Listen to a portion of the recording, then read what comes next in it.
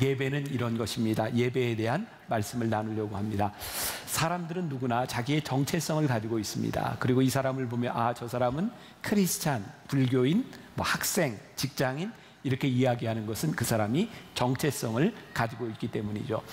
우리 크리스찬들에게 있어서 가장 명확한 정체성은 무엇일까요? 우리들의 어떤 모습을 보면 세상 사람들이 우리를 크리스찬이라고 말할까요? 여러 가지가 있겠지만 그 중에 제일 중요한 요소 가운데 하나는 저는 예배라고 생각을 해요. 그러니까 오늘 여러분들이 예배 드리는 이 모습을 바라보면서 세상 사람들은 크리스찬이라고 말한다는 거죠. 우리는 이런저런 이유로 교회에서 하는 모든 활동 가운데는 예배라는 것이 포함되어 있습니다. 근데 우리는 이 예배에 대해서 본질적으로 알아야 되는 것이 있고, 오늘 이 설교는 제가 만나교회 담임 목사가 돼서 14년을 목회하는 동안 10번 이상 동일한 본문으로 설교를 했습니다. 여러분들이 늘 잊어버리기 때문에 제가 또 반복하고 또 반복하는데 그것은 그만큼 중요하다는 이야기입니다. 물론 설교를 똑같이 하지는 않습니다. 그런데 오늘 본문을 가지고 여러분 예배에 대한 생각을 분명히 해야 될 것 같습니다. 어떤 미션 스쿨에서 있었던 일인데요, 그 학교 교목 목사님이 아이들에게 예배를 잘 참석하라고 이렇게 권면을 하는데 아이들이 그렇게 쉽게 참석을 하지 않습니다. 하루는 예배 시간에 이렇게 잘 참석하지 않는 아이에게 목사님이 물었습니다. 너는 왜 이렇게 예배에 참석하지 않니? 그랬더니 이 아이가 나름 굉장히 논리적으로 이렇게 대답을 합니다. 목사님, 저는 기독교가 어떤 것인지 도무지 알 수가 없습니다. 제가 알 수 없기 때문에 믿을 수 없고, 믿을 수 없기 때문에 예배에 참석하지 않는 겁니다. 나름 논리적으로 대답을 했죠. 그때 이 목사님이 이 아이에게 얘야, 네가 지금 한 이야기를 거꾸로 한번 해볼 수 없겠니? 그랬더니 이런 말이 됐던 거죠. 제가 예배에 들어가지 않기 때문에 믿을 수가 없고, 믿을 수 없기 때문에 알 수가 없는 것입니다. 별로 잘 이해가 안 되시는 것 같아요. 자, 우리는 이렇게 믿음이라고 하는 것, 우리가 알아야 믿는다고 생각하죠. 근데 사실 이 믿음은 알아서 믿는 것이 아닙니다. 우리가 하나님을 믿는다고 하는 것은 우리들이 다 알기 때문에 믿는 것이 아니라 사실 우리의 믿음을 통하여 하나님을 알아가는 거죠. 여러분들, 제가 지금 이야기하는 이 믿음은 맹목적인 믿음에 대한 것이 아닙니다. 그러면 우리들의 믿음이 어떻게 오는가? 우리가 잘 아는 교부 어거스틴은 하나님에 대한 지식을 가지려고 굉장히 노력했던 사람입니다. 그는 그 시대를 살아가면서 하나님에 대한 지식을 알기 위해서 여러 종교를 탐닉하죠. 그는 마니교회도 빠져보고 점성술에도 빠져보고 당시에 모든 사람들이 가장 존경했던 플라톤, 아리스토텔레스 같은 철학에도 빠져봅니다. 그런데 그는 그 모든 지식을 가지고 하나님을 알 수 없었어요. 어느 날 방황하던 그에게 정원을 걷고 있는 어거스틴에게 음성이 들립니다. 네가 가서 지금 읽어라. 그 음성을 듣고 읽었던 것은 그의 서재에 펼쳐져 있던 성경이었어요. 그는 그때 그 말씀의 은혜를 받고 회심을 하게 되었고요. 그는 고백록에서 이런 고백을 하게 되죠. 내가 알므로 하나님을 믿으려 하였으나 내가 믿음으로 하나님을 알게 되었다. 그가 노력했던 그에게 결국 깨닫게 된 것은 하나님은 알므로 믿는 분이 아니라 믿음으로 하나님이 어떤 분인지를 알게 되었다는 거예요. 이 하나님을 경험하는 이 믿음은 어디에서 이루어지는가? 그것은 바로 예배 가운데 이루어지는 겁니다. 그러니까 우리가 이 예배를 통하여 하나님을 믿는 고백을 통해서 하나님을 알아가게 되어 있는 거죠. 오늘 본문 말씀은 예배에 대해서 이렇게 말씀하고 있습니다. 우리가 드리는 예배는 영적인 예배여야 한다. 예배는 우리의 몸을 드리는 것이다. 우리가 몸을 드릴 때 하나님이 기뻐하셔야 한다. 그리고 우리가 거룩한 제물이 되어야 한다. 우리는 예배를 통하여 세상과 구별되어야 한다. 예배에는 이런 요소들이 포함되고 있는 겁니다. 자, 여러분들, 제가 설교 시간에 따라하라는 말을 별로 하지 않는데 오늘은 여러분 지금 따라하시면서 익혔으면 좋겠습니다. 자, 따라하세요. 좋은 말로 할 때 다 따라하세요. 네. 영적 예배란 우리의 초점이 하나님께 맞춰지는 것입니다. 자, 영적 예배는 우리의 초점이 하나님께 맞춰지는 것입니다. 그러면 다시 말하면 영적 예배가 안 되는 것은 우리들이 예배를 드리지만 하나님께 초점이 맞추어지지 않을 때 이걸 영적 예배라고 할 수 없다, 이런 말이죠. 자, 오늘 본문 말씀 1절 다시 한번 유심히 보세요. 무엇이 제일 중요한 말인가? 그러므로 형제들아, 내가 하나님의 모든 자비하심으로 너희를 권하노니 너희 몸을 하나님이 기뻐하시는 거룩한 산제물로 드리라. 이는 너희가 드릴 영적 예배니라. 앞에 있는 모든 단어들은 이 영적 예배를 설명하고 있는 부분입니다. 영적 예배의 전제 조건이 되는 것이기도 하죠. 자, 여러분들이 알아야 되는 게 있어요. 우리 모든 크리스찬들은 하나님의 사람으로 불리움을 받았어요. 그런데 모든 불리움을 받은 교회가 많잖아요. 그래서 모든 사람들이 하나님의 사람으로 불리움을 받았는데 우리 교회에 주신 사명이 있어요. 여러분들 지금 어디에서 예배드리고 있어요? 만나교회. 좋은 말로 할 때 대답을 해주세요. 자, 어느 교회에서 예배드리고 있어요? 만나교회에서 예배드리고. 자, 만나교회만 옳거나 만나교회만 특별한 교회는 아니에요. 그런데 여러분들이 만나교회에서 예배를 드리고 있기 때문에 만나교회에 주신 사명을 알아야 되는 거예요. 우리는 이 예배를 드리면서 어떤 사명을 가진 사명 공동체인지를 알 때 우리들이 올바로 쓰임받을 수 있는 거죠. 그런데 이 사명을 어떻게 아는가? 치열한 도전을 읽으셔야 되는 거예요. 그럼 치열한 도전을 읽으려면 어떻게 해야 돼요? 그 책을 사야 되는 거예요. 자, 그러니까 여러분들의 이유가 분명해졌죠. 자, 만나교회 그럼 사명이 무엇일까요? 우리들이 사명을 표라고 말을 하기도 하고 슬로건이라고 말을 하기도 합니다. 만나교회 슬로건이 혹시 뭔지 아세요? 자, 다 같이 시작. 자, 한 번 더 기회를 드릴게요. 자, 시작. 교회가 이 땅의 소망입니다. 슬로건은 교회가 이 땅의 소망이고요. 그것을 이루는 사명 선언문이 있어요. 자, 우리가 이제 슬로건이라고 하는 말을 우리들이 좀 생각해 볼 필요가 있는데요. 이 슬로건이라는 말은요, 옛날 영국에서 앵글로 섹슨, 지금 잉글랜드와 저 스코틀랜드의 켈트족이 이렇게 싸울 때 지금 켈트족 바이킹들입니다. 그들이 전쟁을 하기 전에 사람을 모으는 구호가 있었다고 합니다. 그런데 오늘 이 설교를 위해서 이 슬로건을 설명하기 위해서 이걸 어떻게 설명할까 했는데요. 제가 이 설교문은 작년에 써놓은 거거든요. 그러니까 제가 먼저예요. 이번 월드컵을 하나님이 열어주셔서 아이슬란드라고 하는 그 바이킹족의 후손을 통해서 슬로건을 보여줬어요. 오늘 예배를 위해서. 전혀 안 믿는 듯한 눈치인데 제가 보여드릴게요. 자.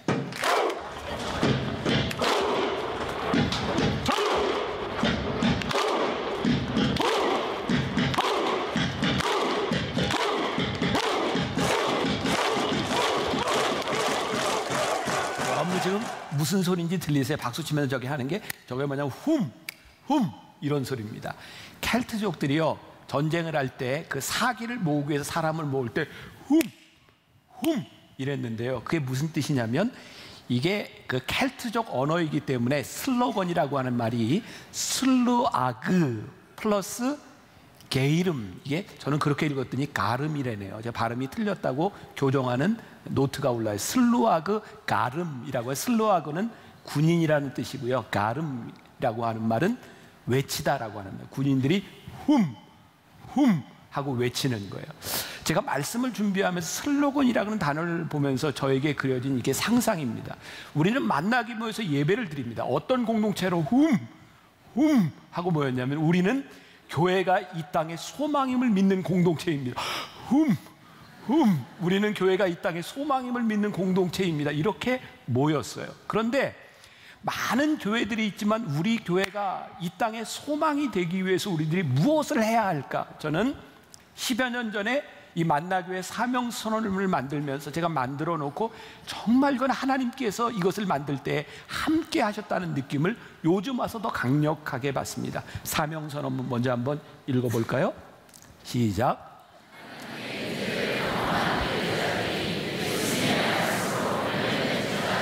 성령의 능력으로 지역과 세상을 섬긴다. 제가 왜 이게 하나님께서 함께 하셨다고 생각하냐면 이 사명 선언문 가운데는 아주 균형 잡힌 세 가지가 있어요. 자, 먼저 예배와 훈련과 섬김인데요. 예배는 하나님, 성부 하나님과 연결이 되어 있어요. 하나님의 임재를 경험한 예배자들이, 훈련은 성자 예수님과 연결이 되어 있어요. 예수님의 말씀으로 훈련된 제자가 되어, 섬김은 성령 하나님과 연결이 되어 있어요. 성령의 능력으로 지역과 세상을 섬긴다. 그러니까 만나교회는 이 땅의 소망이 되기 위하여 세 개의 축을 가지고 있는데 예배와 훈련과 섬김인데, 예배는 성부 하나님, 훈련은 성자 예수님, 섬김은 성령 하나님과 연결이 되어 있어요. 그러니까 오늘 우리들이 영적 예배를 드리는 이유가 뭐예요? 예수님의 훈련단 제자가 되어 세상을 섬김으로 교회가 이 땅에 소망이 됨을 선포하기 위해서 우리들이 여기에 모여 있는 거예요. 우리가 그런 공동체로 모였다 이 말이에요. 그러니까 여러분들이 우리 공동체가 모인 이유와 방향을 알아야 우리들이 함께 이 길을 갈 수 있는 거예요. 좋지 않아요? 더우세요? 자, 그러니까 우리가 이 방향을 이제 7주 동안 함께 알아가는 것이고, 우리들이 알아가는 이 사명, 다시 우리들이 생각하는 사명을 통해서 교회가 이 땅의 소망임을 만들어 가야 돼요. 자, 그러니까 예배란 하나님께 초점을 맞추는 것이 영적 예배다. 자, 이제 예배란 다시 한번 따라해 봅시다. 예배란 거룩한 산 제물이 되는 것입니다. 다 할 때까지 할 거예요. 다시 예배란 거룩한 산 제물이 되는 것입니다. 제가 설교 시간에 여러분들에게 시켜본 적이 없어요. 그렇게 시키는 이유는 중요하기 때문입니다. 여러분들에게 좀 각인시키고 싶은 거예요. 예배는 하나님께 초점이 맞추어질 때 영적 예배고, 또 예배는 거룩한 산 제물이 될 때요. 여러분, 우리들이 산 제물이 된다고 하는 것은 어떤 의미일까요? 그러니까 산 제물이 제물 되려면 아픔이 있을 것 같아요. 왜? 살아있는데 죽는 아픔이 있잖아요. 죽어진 제물이라면 그런 아픔이 없을지도 몰라요. 그러면 우리들이 하나님 앞에 산 제물로 예배를 드릴 때 우리들에게 정말 필요한 것이 있는데, 그것은 갈망이 아닐까. 오늘 여러분들에게 제가 도전을 드리고 싶은 거예요. 여러분들에게 예배를 드리는데 우리들에게 영적 갈망이 있는가? 여러분, 이렇게 생각할 거 있을 때도 있고 없을 때도 있죠. 맞습니다. 여러분들의 상황에 따라서 틀릴 수도 있습니다. 늘 예배가 우리들에게 감격스럽다면 얼마나 좋겠습니까? 그런데 은혜가 될 때도 있고 은혜가 되지 않을 때도 있습니다. 근데 중요한 것이 있어요. 여러분, 제가 언젠가 설교할 때 한번 인용한 적이 있는데, 민호기 목사님이 쓴 책에 보면 시계의 일에 대해서 이렇게 얘기합니다. 시계의 일은 시간을 맞추는 것이 아니라 끊임없이 가는 겁니다. 시계는 누가 맞춰요? 시계가 맞추는 게 아니라 주인이 맞추는 겁니다. 틀리면 맞춰지는 겁니다. 중요한 건 시계가 끊임없이 가야 맞추는 시간이 의미가 있는 거예요. 우리들의 예배는요, 마치 시계가 끊임없이 가야 되는 것처럼 하나님 앞에 예배자로 우리들이 예배를 드리며, 놀라운 것은 하나님께서, 여러분 생각해 보세요. 여러분들이 은혜를 받았던 때, 여러분들을 감격스럽게 했던 그 순간들이 언제였나? 예배였지 않아요? 예배 시간에 기도하고 예배 시간에 찬양하고 여러분들이 말씀을 들을 때 여러분들에게 은혜를 부어주셨던 그 영적 갈망의 순간들이 우리들에게 늘 있는 것은 아니지만, 우리들이 예배할 때의 그 영적 갈망이, 영적 체험들이 우리들에게 찾아오는 거예요. 근데 여러분들이 이 영적인 예배를 끊임없이 갈망해야 돼요. 그것을 우리들이 조금 유식한 용어로 뭐라고 얘기하냐면 카이로스라고 말하는 거예요. 이 세상에 그냥 흘러가는 크로노스의 시간 가운데서 우리들이 하나님을 갈망하며 예배 가운데 나올 때 어느 순간에 하나님이 우리를 타치하세요. 우리를 만나주세요. 그 영적 순간이 우리들에게 찾아오는데, 우리들에게 중요한 것은 이 영적 갈망이 끊이지 않도록 우리들이 살아가야 되는 거죠. 학생의 임무는 뭘까요? 공부하는 것이죠. 우리 학생의 정체성은 어떻게 알아요? 공부만 한다고 학생이 아니에요. 학생인데 우리들이 검정고시를 공부하는 사람도 있고 재수생도 있어요. 재수생과 학생의 차이는 뭘까요? 똑같이 공부하는데 학생은 학교를 간다는 거예요. 그러면 학생 시간을 지나온 여러분들에게 물어봅시다. 학창시절에 여러분들은 학생이라 늘 공부가 너무너무 하고 싶으셨어요? 학교 가는 게 늘 즐거우셨어요? 때로 숙제를 안 하면 학교가 가기 싫어요. 친구와 싸우면 학교에 가기 싫어요. 그런데도 불구하고 우리는 학교를 가요. 왜요? 학생이니까.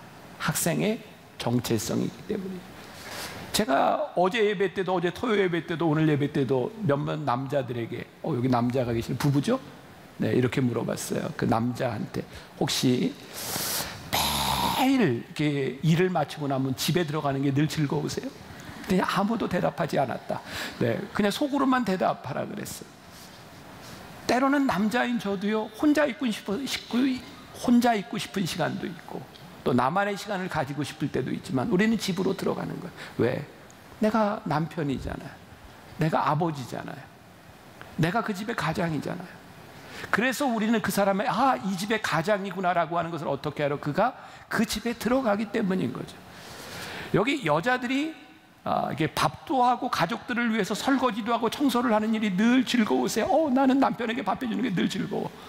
그런 여자 있으면 나와보라 그러세요. 때때로 하기 싫을지도 몰라요. 그런데 밥을 해줘요. 왜? 남편이니까, 자식이니까.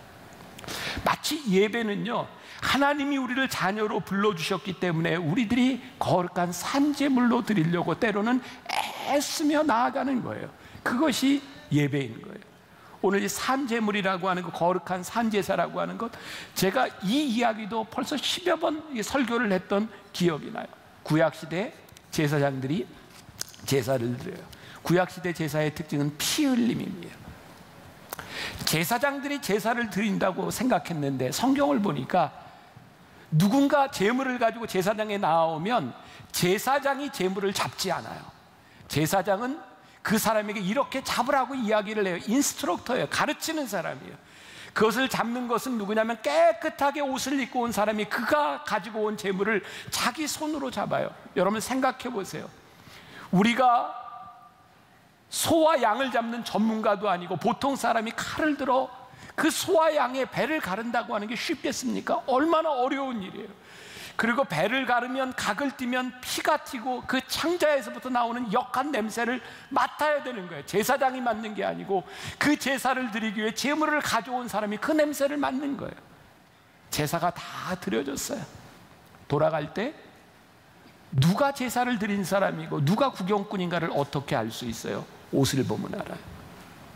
피가 묻어 있고 땀이 묻어 있고 역한 냄새가 나는 사람을 보면 제사를 드렸구나. 깨끗한 옷을 입고 그냥 돌아가는 사람을 보면 저 사람은 구경꾼이었구나라고 하는 것을 알아요. 우리가 산제물로 하나님께 드린다라고 하는 말이 무슨 말일까요? 여러분들이 오늘 예배자로 나왔어요. 오늘 여러분들이 깨끗한 옷을 입고 나왔어요. 준비된 사람으로 나왔어요. 그런데 여기 나아갈 때 여러분들이 집으로 돌아갈 때 누군가에게는 땀 냄새가 나기도 하고 누군가는 그대로 깨끗하게 돌아가요. 누가 예배자이고 누가 구경꾼인가? 제가 오늘 여러분들에게 도전하고 싶은 거예요. 오늘 여기 나오는 여러분들의 이 예배 행위 가운데 우리들이 산 제사로 드린다고 할 때 우리는 어떻게 제물되었나? 예배를 드리며 순서 가운데 우리들은 하기 싫고 역한 냄새가 나는 것들에 대하여 나는 어떻게 순종했는가? 여러분들이 순종하며 여러분들이 산 제물 되었을 때 우리는 영적 예배라고 말할 수 있는 거예요. 제가 지난 주간에 강릉시 집회를 하고 왔습니다. 끝나기 하루 전 그 지역에 있는 목사님들하고 같이 이제 식사를 하게 되었어요. 이건 여러분들이 조금 닭살이 돋아도 조금 참고 들으셔야 합니다. 제가 한 이야기가 아니라 그분들이 한 얘기였어요. 이렇게 식사를 하면서 목사님 지금까지 강릉시에 여러 목사님들이 와서 집회를 했지만 지금까지 목사님이 최고였습니다. 근데 그 다음 말이 중요해요. 짧아서 좋았어요. 지금까지 왔던 강사 중에 제가 제일 짧았대요. 교인들이 짧은 걸 좋아하는구나. 그렇다고 제가 오늘 짧게 할 생각은 없습니다. 짧은 걸 좋아하는구나. 그런데 그 다음 말을 꺼내기 위해서 저에게 칭찬을 했던 것 같아요. 목사님, 그런데 이 집회를 마치고 나면 모아진 헌금을 가지고 강릉시에 연합 행사를 하는데 목사님은 집회를 인도하는 동안 한 번도 헌금에 대한 이야기도 안 하고 헌금자를 이렇게 호명도 하지 않고, 그래서 사람들이 헌금을 안 해서 너무 적으니 목사님이 한번 이야기를 해주세요. 근데 저는요 모르겠어요. 이건 뭐 제 신앙이죠. 헌금을 왜 우리들이 이름을 불러주고, 이 집회를 하는 것이 우리들이 헌금을 위해서 모인 것이 아니라 영적 부흥을 위해서 모였다면 마치 헌금 이야기를 해서 여러분들이 헌금하러 여기 모였습니다라는 인상을 주면 은혜 받기가 참 힘들다는 생각이 들어요. 그래서 저는 집회 가면 헌금 얘기를 정말 하지 않습니다. 왜?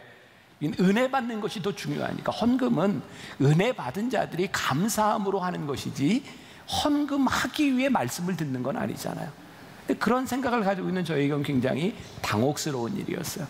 그런데 그 말을 하고 있는 그 목사님들에게서 제가 느껴진 게 그분들의 진심이었어요. 저분들이 정말 하고 싶은 일이 있구나. 저에게 진심이 느껴졌어요.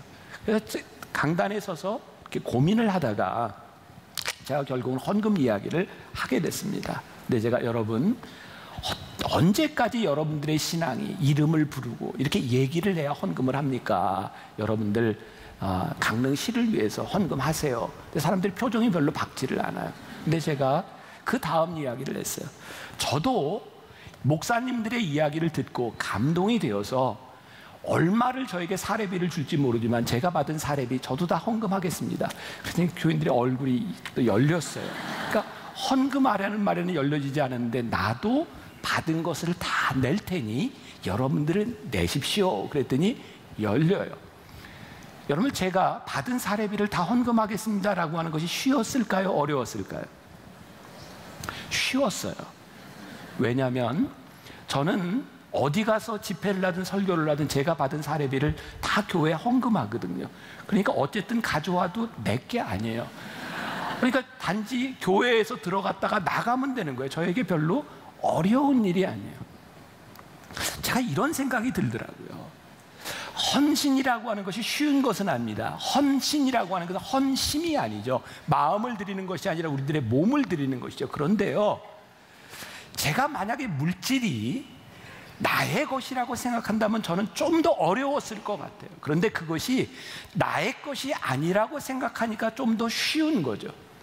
여러분들에게 주어진 물질들이 내 것이라고 생각하면 여러분들이 물질로 헌신하는 것이 쉽지 않습니다. 그런데 그것이 하나님께서 나에게 맡겨주신 것이라고 생각하면 조금 더 쉽지 않겠습니까? 여러분들에게 주어진 건강이 있어요. 여러분들에게 주어진 시간들이 있어요. 그것을 내 것이라고 생각한다면 여러분들의 헌신이 참 어려울 텐데, 하나님이 나에게 주신 건강과 나에게 주신 생명과 나에게 주신 시간이라고 생각한다면 우리들이 헌신할 수 있지 않겠습니까? 그러니까 거룩한 재물이라고 하는 것은 내 것에 대한 것이 아니라 하나님에 대한 것을, 하나님을 생각하는 영적인 관계에서부터 시작되는 것이 아닐까라는 생각이 들었어요. 오늘 우리가 영적이라고 하는 말에 우리들이 주목해 볼 필요가 있을 것 같아요. 요한복음 4장 23절부터 24절 말씀 우리 같이 한번 볼까요? 같이 한 목소리로 시작. 아버지께 참되게 예배하는 자들은 영과 진리로 예배할 때가 오나니 곧 이때라. 아버지께서는 자기에게 이렇게 예배하는 자들을 찾으시느니라. 하나님은 영이시니 예배하는 자가 영과 진리로 예배할지니라. 이 말씀은 예수님이 어떻게 하게 되시냐면, 사마리아 우물가의 여인이 예수님을 만나서 대화하는 중에 예수님, 우리가 어디에서 예배를 해야 될까요? 유대인들은 예루살렘에서, 우리는 사마리아에서. 그 장소에 대하여 이야기를 할 때 예수님께서 아니다. 내가 생각하는 예배라고 하는 것은 장소에 대한 문제가 아니다. 하나님은 영이시니 예배하는 자가 신령과 진정으로 예배하는 것이다. 그런데 우리는 이 영적인 예배를 자꾸 우리들의 습관과 전통으로 생각하는 것 같아요. 물론 만나교회는 이런 부분들을 많이 벗어났어요. 저는 교회 예배 사역을 하면서 하나님께서 저에게 주셨던 가장 큰 은혜 가운데 하나가, 우리들이 드리고 있는 예배가 영적인 예배에 초점을 맞추고 있는 것이 아니라 우리의 전통에 초점에 맞추고 있는 것이다 라는 것을 보게 하셨어요. 우리 교회는 예배 순서가 다 달라요. 왜냐하면 성경 어디에도 우리가 묵상 기도로 시작해서 축도로 끝날 것이니라 성경에 없어요. 단지 우리들이 해오던 방식인 거예요. 그래서 어떤 예배에는 주기도문을 하기도 하고, 어떤 예배에는 목회 기도로 시작을 하기도 하고, 지금 여러분들이 드리는 예배는 찬양으로 시작을 하기도 해요. 그런데 이것이 하나님 앞에 잘못되지 않았다고 하는 것은 이 형식에 대한 문제가 아니라 이 예배를 드리고 있는 우리의 영적 상태가 어떠냐는 것을 묻고 계시기 때문이죠. 제가 오늘 예배를 마치고 사부 예배를 드릴 때는 옷을 갈아입어요. 청년들과 함께 하기 때문에 넥타이를 매지 않고 설교를 해요. 좀 자유롭게 설교를 해요. 그런데 오늘 설교하는 저에게 넥타이를 맸냐 안 맸냐가 중요한 것이 아니라 제가 지금 전하고 있는 이 말씀이 하나님의 말씀이냐 아니냐가 더 중요하다는 거죠. 그래서 우리는 이 땅에 소망이 되기 위하여 하나님의 임재를 경험하는 우리들에게, 나이가 젊은 사람이든 나이가 든 사람이든 처음 예배를 드리는 사람이든 그렇지 않은 사람이든 우리들이 영적 예배를 드릴 수 있도록 우리들이 고민하며 만들어가는 거예요. 그러니까 여러분들이 만나교회에서 신앙생활을 하면서 여러분들이 내려놔야 될 게 뭐예요? 내가 예전에는 이렇게 예배했다. 내가 다니던 교회에서는 이런 순서들이 있었다. 그것이 하나님 앞에 별로 중요하지 않은 것, 우리들의 영적 상태가 중요하다고 하는 고백에서부터 우리는 이 예배를 드리고 있다는 거예요. 그런데 이런 이야기가 어디에 있어요? 치열한 도전에 나와 있는 거예요. 그러니까 여러분들이 이 책을 보셔야 되는 거예요. 그래야 우리들이 이것을 이해하고 함께 이 목회, 우리가 교회가 이 땅의 소망임을 선포하며 나갈 수 있는 거죠. 자, 영적인 예배라고 하는 것, 수영로 교회 은퇴하신 정필도 목사님의 설교 가운데 그런 얘기가 있어요. 루이 14세 태양왕이라고 불렸던, 짐이 곧 나라다라고 이야기했던 이 루이 14세는요 베르사유 궁전을 만든 사람이고 또 루브르 궁전을 만든 사람이기도 합니다. 얼마나 막강한 권력을 가지고 있었는지 몰라요. 그런데 이 궁전에 페넬론이라고 하는 궁중 설교가 있었습니다. 어느 날 예배를 드리는데 루이 14세가 참석을 했는데 사람들이 하나도 나오지 않았어요. 페넬론에게 묻습니다. 왜 사람들이 다 어디 갔냐고. 그랬더니 페넬론이 이렇게 말을 합니다. 이 예배에 참석하는 사람들 중에 누가 진짜 하나님을 예배하고 그렇지 않은지를 알아보기 위해서 오늘 예배에 왕께서 참석하지 않는다고 했습니다. 그랬더니 아무도 나오지 않았습니다. 우리들의 모습을 보세요. 우리들은 하나님을 영적으로 예배한다고 하면서 우리는 누가 더 중요하지 않았는가. 저는 이렇게 표현하면 선택적 예배. 우리는 어떤 사람과 예배하며 누구와 예배하며 내가 무엇을 하는가로 내가 선택하지 않는가. 물론 저는 선교학을 공부한 사람으로서 이 예배를 다양하게 만들어 놓은 것이 아직 믿음이 없는 사람들을 위하여 여러분들이 선택할 수 있도록 만들어 놨어요. 고전적인 예배가 좋으면 1부와 2부로, 또 이런 현대적인 게 좋으면 이런 밴드와 함께 찬양을 부를 수 있도록 제가 선택을 해왔어요. 그러나 그것이 목적은 아니에요.